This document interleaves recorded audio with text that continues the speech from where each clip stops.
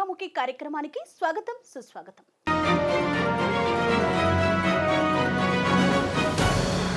ఈనాటి మన ముఖాముఖి కార్యక్రమంలో 40 సంవత్సరాల రాజకీయ జీవితంలో ఎల్లప్పుడూ ప్రజా సమస్యలపై పోరాటం చేస్తూ ప్రత్యర్థులు ఎంతటి వారైనా సరే వారిని ప్రశ్నిస్తూ ప్రజలకు న్యాయం చేస్తూ బోడుప్పల్ మున్సిపల్ కార్పొరేషన్ ఫెడరేషన్ చైర్మన్గా బాధ్యతలను నిర్వహిస్తున్నటువంటి రాపోలు రాములు గారు ఈనాటి మన ముఖాముఖి కార్యక్రమంలో మనతో ఉన్నారు. సార్ నమస్కారం సార్. లాస్ట్ క్వశ్చన్ సార్, అప్పుడు బాబాసాహెబ్ అంబేద్కర్ రాజ్యాంగాన్ని అందరి ఆలోచనలతోటి దాన్ని రూపొందించినటువంటి రాజ్యాంగ కర్త అంబేద్కర్. సో అప్పటి అవసరాలకు అనుగుణంగా దాన్ని రచించారు. ఇప్పుడు ఉన్నటువంటి మార్పులు చేర్పుల వల్ల కొన్ని మార్పులు తీసుకొస్తే బాగుంటుంది అని ప్రస్తుత నాయకులు అంటున్నారు. దీన్ని మీరు సమర్థిస్తారా? రాజ్యాంగంలో బాబాసాహెబ్ అంబేద్కర్ చాలా క్లియర్ కట్గా చెప్పిండు. ఓకే, రాజ్యాంగము తయారు చేయటంలో చాలా కష్టపడ్డాం, ప్రజల కోసం అనుకూలంగా ప్రజలకు అభిప్రాయం మేరకు తీసుకొచ్చినాం. అది అమలు పరిచేవాడు లేనప్పుడు ఓకే ఆ రాజ్యాంగం వృధా అవుతుందని చెప్పాడు. ఉన్నది అమలు పరిచేటోడే, అమలు పరిచేటోడు ఉండాలి కదా. రాజ్యాంగంలో రూల్స్ ఉన్నాయి, రెగ్యులేషన్స్, చట్టం ఉంది. ఆ చట్టాల ప్రకారం నడవాలి కదా. మరి ఆ రాజ్యాంగాన్ని నువ్వు అమలు చేయనప్పుడు మరి ఆ రాజ్యాంగం తప్పుపడితే ఎట్లా? చెయ్యను, అలా రూల్స్ ప్రకారం చెయ్యి. కేసీఆర్ ఏమన్నాడు, తప్పు చేస్తే నా కొడుకునైనా నా బిడ్డనైనా నడి బజార్లో పెట్టి కేసులు పెట్టి లోపలేస్తాను. మరి నీ తప్పు చేసి నీ కొడుకు చేసింది అని చెప్తా ఉన్నారు, నీ మన్మడి చేస్తానంటున్నాడు, నీ బిడ్డ చేస్తూ ఉంటే ఎందుకు సమర్థిస్తున్నావు నువ్వు? ఎస్, తప్పు చేసింది నా బిడ్డ అయినా సరే జైలుకి వెళ్ళాలంటే నీ గౌరవం పెరుగుతుంది. ఎవరు తప్పు చేసినా నా ప్రభుత్వంలో లేకపోతే నా కొడుకు అయిన బిడ్డ అయినా ఎవరు తప్పు చేసినా శిక్ష పడాల్సిందే అని ఒక మాట ఎందుకంటే ఇది రావాల్సినటువంటి అవసరం. కాబట్టి అంటే ప్రస్తుత సమాజానికి కావలసినటువంటి ఇక్కడ ఉన్నటువంటి పేద బడుగు బలహీన వర్గాలకు అందరికి ఉపయోగపడే విధంగా ఆల్రెడీ రాజ్యాంగం రూపొందించి ఉంచారు. దాన్ని అనుసరించే వారే లేరంటారు. దానికి అయితే కొన్ని సవరణలు మాత్రం చేసుకోవచ్చు అన్నాడు. సవరణ ఇప్పటికీ 72 సార్లు దాని సవరణ జరిగింది. కానీ రాజ్యాంగం మార్చమని కాదు.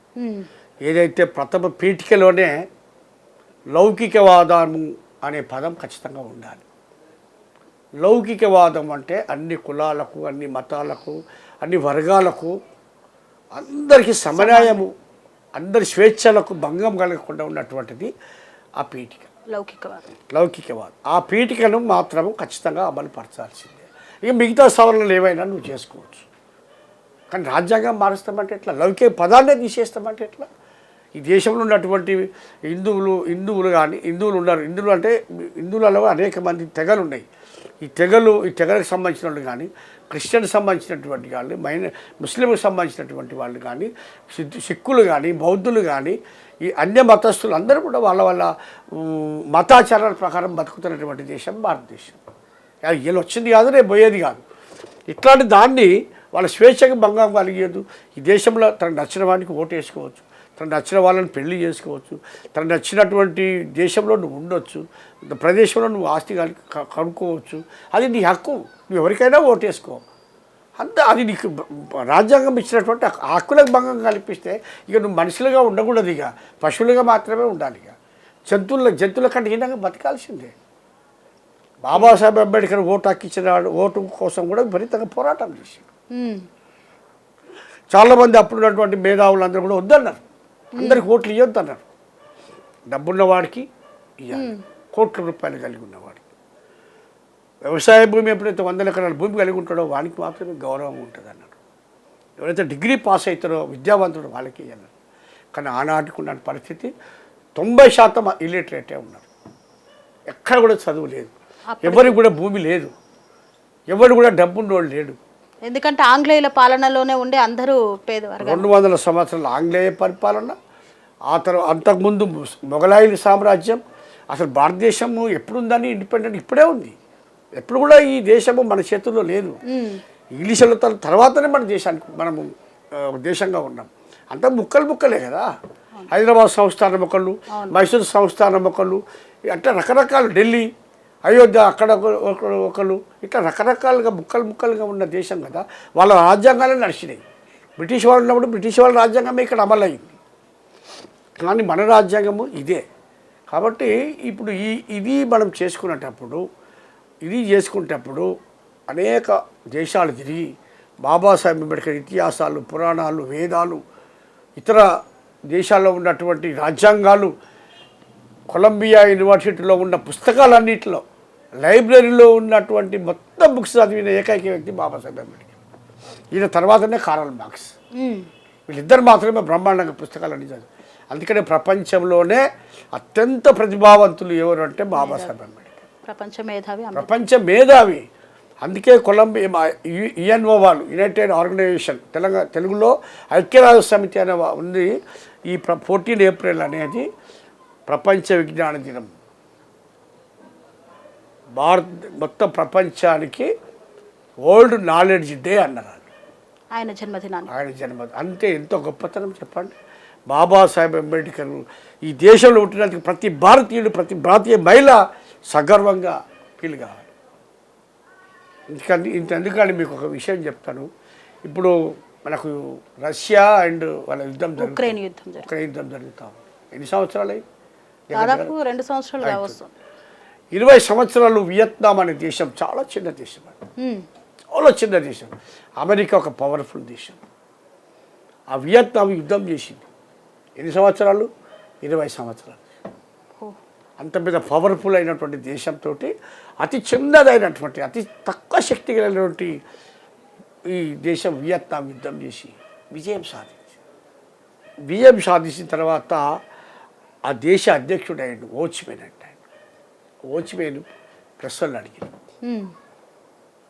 ఏంది what is the secret of your victory? చెప్తే లేదండి, నేను భారతదేశంలో ఉన్న ఒక మహనీయుని చరిత్ర చదివాను. దేశంలో ఉన్న ఒక మహనీయుని చరిత్ర చదివి ఆయన చేసిన ఉద్యమాలు, ఆయన చేసిన పోరాటంలో స్ఫూర్తిగా తీసుకొని నేను అమెరికా మీద యుద్ధము కొనసాగించి విజయం సాధించిన ఆయనే డాక్టర్ బాబాసాహెబ్ అంబేద్కర్. తర్వాత ఇంకొక విషయం కూడా చెప్తాను. అమెరికా మాజీ ప్రెసిడెంట్ బరాక్ ఒబామా గారు ఒక ప్రపంచ దేశ ప్రతినిధుల సదస్సులో మాట్లాడుతూ, ప్రపంచాన్ని శాసించే శక్తి సామర్థ్యాలు నాకున్నాయి. అంతే కదా, అమెరికా అంటే పవర్ఫుల్ కదా. ప్రపంచ దేశాలను శాసించే శక్తి సామర్థ్యాలు ఉన్నాయి నాకు. కానీ ఒక విజ్ఞానం అనే విషయానికి వస్తే నేను బాబాసాహెబ్ అంబేద్కర్కి ఒక్కరికి మాత్రం తల ఉంచుతాను. హౌ గ్రేట్ చెప్పండి మీరు. ఎంత అసలు రక్తం అంతా ఇట్లా ఉడుకుతుంది, ఒక వేడెక్కుతుంది మనకు. ఒక బీగ్ సిటిజన్ ఆఫ్ ఇండియా, భారతీయ పౌరునిగా నిజంగా మనకు అది అంత దేశ కీర్తిని మొత్తం ప్రపంచ దేశాలకు. ఇంకొక మాట్లాడు, ఆయన ఏమన్నాడంటే, వాచ్మెన్, నేను చనిపోతే నా సమాధి మీద ఇది దేశ అధ్యక్షుడు వాచ్మెన్ సమాధి అని మాత్రం ఉండకూడదు, ఇది బాబాసాహెబ్ అంబేద్కర్ యొక్క శిష్యుడి సమాధి అని ఆయన. కానీ అంత గొప్పగా ప్రపంచ దేశాలు గౌరవిస్తున్న బాబాసాహెబ్ అంబేద్కర్ని నిజంగా ఇక్కడ ఉన్నటువంటి నాయకులు అంతే గౌరవాన్ని ఇస్తున్నారంటారా? అదే కదా మన దురదృష్టం. ఇంకొక విషయము, ఆ విదేశాంగ శాఖ మంత్రి మన దగ్గరికి వచ్చిండు. వియత్నాం విదేశాంగ శాఖ మంత్రి మన దగ్గరికి వచ్చిండు ఒక 20-25 సంవత్సరాల క్రితం. నేను చదివాను, చూడలేదు. విదేశాంగ మంత్రి వచ్చి తన అఫీషియల్ కార్యక్రమాలన్నీ కూడా పూర్తి చేసుకున్న తర్వాత బాబాసాహెబ్ అంబేద్కర్ గారి యొక్క సమాధి ఎక్కడ ఉందని అడిగాను. సరే, సమాధి ఎక్కడ తీసుకెళ్ళారు. సమాధి తీసుకపోతే ఆయన ఆ సమాధికి శాస్త్రంగా భూమి మీద మట్టి మీద పడుకొని నమస్కారం చేసిన తర్వాత లేచి కూర్చొని ఆయన పాదాల దగ్గరికి వెళ్ళి తన మట్టి తీసుకున్నాడు. ఆయన తీసి బ్యాగ్లో వేపిస్తున్నాడు. అంతా అరే వాట్ ఇస్ దిస్? ఈ భారతదేశానికి వస్తే ఒక తాజ్మహల్ గిఫ్టో ఇంకేదో హిస్టారికల్ ప్లేస్ ఇస్తారు కదా, బొమ్మ ఇస్తారు కదా, ఏంది అని అడిగారు ఆయన. లేదండి, ఆ మహనీయుని కాలకాడ మట్టిని తీసుకుపోయి నా దేశం అంతా చల్లుతా అన్నాడు. చల్లితే మహనీయుడు మా దగ్గర కూడా పుట్టాలని మట్టిని తీసుకుపోతున్నారు. అంటే దీన్ని బట్టి మీరు అర్థం చేసుకోరు, what is the Babasaheb greatness. కాబట్టి ఇలా మనమందరం కూడా బాబాసాహెబ్ అంబేద్కరే చూపిన మార్గమే ఏకైక మార్గం. ప్రజాస్వామ్యానికి ప్రజాస్వామ్యబద్ధంగా ప్రజలకు సుఖ సంతోషాలు సర్వసమానము, సర్వ సంపదలు కూడా సమానము, అందరూ కూడా హాయిగా ఉండాలి, కులాలు మతాలు అంతరాలు లేని సమాజం నిర్మాణం జరగాలని నేను కోరుకున్నాను. కాబట్టి ఇలా బాబాసాహెబ్ అంబేద్కర్ ఇలా ప్రపంచ విజ్ఞాన దినం, వరల్డ్ నాలెడ్జ్ డే, కొలంబియా యూనివర్సిటీలో ఆయన విగ్రహం పెట్టారు. మరి మన దగ్గర ఆయన చదువుకొని ఇక్కడ ఉద్యోగానికి వస్తే ఈ కులం అనే దాన్ని పట్టుకొని ఒక అటెండర్ కూడా ఆయనకు విలువనియ్యలేదు. ఒక అటెండర్ కూడా ఫైల్ తీసుకురమ్మంటే ఫైల్ తీసుకుపోయి ఆయన పక్కకు పడేసారు.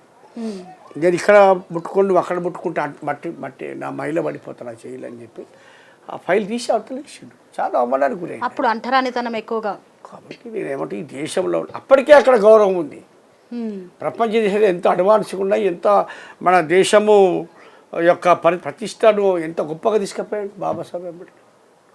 అంటే అంత గొప్ప మహనీయుడు. అట్లాంటి వ్యక్తి మన దేశంలో ఉండడం, మన భారతదేశం అవడం మనం అందరూ నిజంగా గర్వపడాలి. ఆయన మార్గంలో నడవాలి 100% నడవాలి.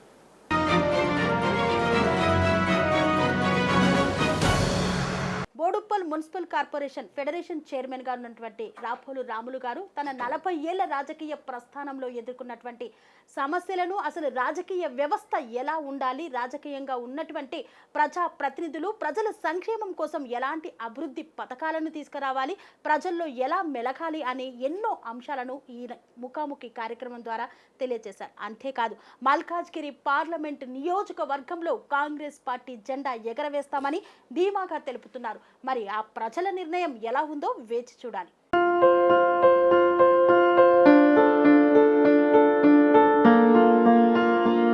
సంస్కృతి, సంప్రదాయం, ప్రేమ, ఆప్యాయత, రాజసం ఉట్టిపడే వేడుకలకు అనువైన ప్రదేశం ఎంఎల్ఎన్ కన్వెన్షన్ హాల్. కని విని ఎరుగని రీతిలో జరిగే మీ ఇంటి కళ్యాణ వైభోగానికి అందమైన కళ్యాణ వేదిక MLN convention hall. MLN convention hall ప్రత్యేకతలు: సువిశాలమైన wedding halls, centralise AC banquet hall మరియు విశాలమైన డైనింగ్ హాల్, వధువరుల కోసం ప్రత్యేక ఏసీ మరియు నాన్ ఏసీ గదులు, నక్షత్రాల వెలుగులో పచ్చని పచ్చికపై పార్టీల కోసం అనువైన గార్డెన్. ఎంఎల్ఎన్ కన్వెన్షన్ లో సీసీటీవీ పర్యవేక్షణతో పూర్తి భద్రత. ఎక్స్పీరియన్స్ అండ్ ప్రొఫెషనల్ వర్కర్స్ గల అన్నపూర్ణ గ్రూప్ వారి సేవలు.